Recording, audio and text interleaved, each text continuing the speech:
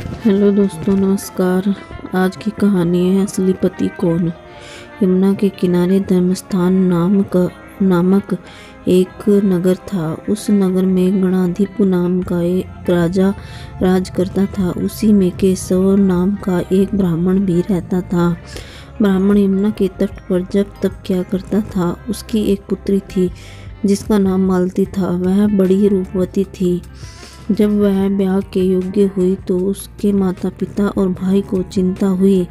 संयोग से एक दिन जब ब्राह्मण अपने किसी यजमान की बारात में गया था और भाई पढ़ने गया था, तभी उनके घर में एक ब्राह्मण का लड़का आया। लड़की की माँ ने उसके रूप और गुणों को देखकर उससे कहा कि मैं तुमसे अपनी लड़की का ब्याह करूँगी। होनहार की बात कि उधर ब्राह्मण पिता को भी एक दूसरा लड़का मिल गया और उसने उस लड़के को भी यही वचन दे दिया। उधर ब्राह्मण का लड़का जहाँ पढ़ने गया था वहाँ वह एक लड़के से यही वादा कर आया।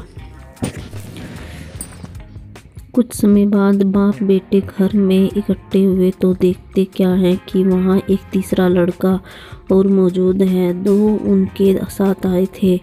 अब क्या हो, ब्राह्मण, उसका लड़का और ब्राह्मणी बड़े सोच में पड़े। देवयोग से हुआ क्या कि लड़की को सांप ने काट लिया और वह मर गई।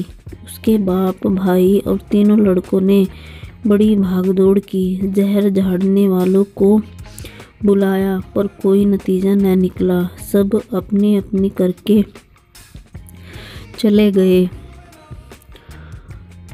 दुखी होकर वे उस लड़की को शमशान में ले गए और क्रियाक्रम कर आए। तीनों लड़कों में से एक ने तो उसकी हड्डियां चुन ली और फकीर बनकर जंगल में चला गया। दूसरे ने राख की गठरी बांधी और वहीं झोपड़ी डालकर रहने लगा। तीसरा योगी होकर देश विदेश घूमने लगा। एक दिन की बात है, वह तीसरा लड़का घूमते घामते किसी नगर में पहुंचा और एक ब्राह्मणी के घर भोजन करने बैठा। जैसे ही उस घर की ब्राह्मणी भोजन परोसने आई कि उसके छोटे लड़के ने उसका आंचल पकड़ लिया। ब्राह्मणी ने अपना आंचल छुड़ाना चाहा लेकिन नहीं छूटा। ब्राह्मणी को बड़ा गुस्सा आया। उसने अपने लड़के को झिड़का, मारा, पीटा। फिर भी वह न माना तो ब्राह्मणी ने उसे उठाकर जलते चूल्हे में पटक दिया। लड़का जलकर राख हो गया। ब्राह्मण बिना भोजन के ही उठ खड़ा हुआ। घर वालों ने बहुतेरा कहा पर वह भोजन करने के लिए राजी न हुआ। उसने कहा कि जिस घर में ऐसी राक्षसी हो उसमें मैं भोजन नहीं कर सकता।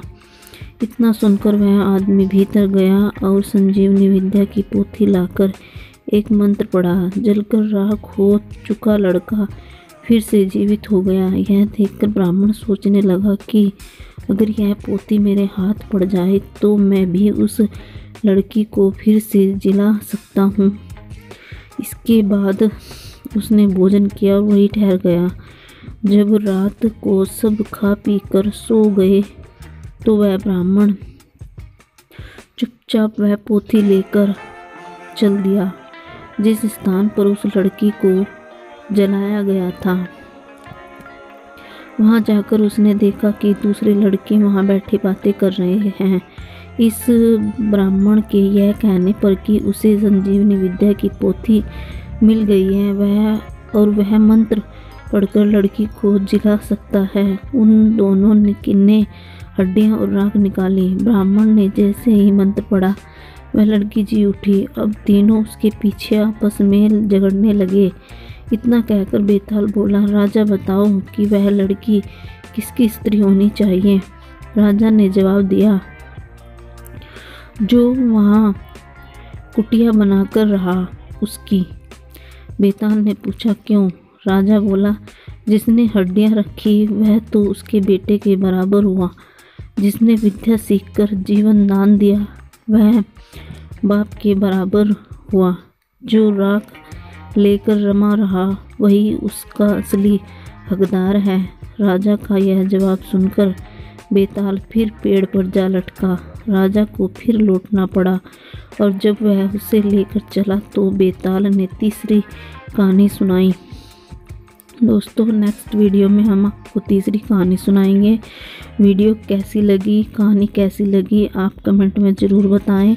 और दोस्तों आप वीडियो देखते हैं, लाइक भी करते हैं, लेकिन सब्सक्राइब नहीं करते। वीडियो को सब्सक्राइब भी कर लिया करें प्लीज़। और मिलते हैं एक बहुत अच्छी कहानी में। तब तक के लिए नमस्कार। जय हिंद, जय भारत।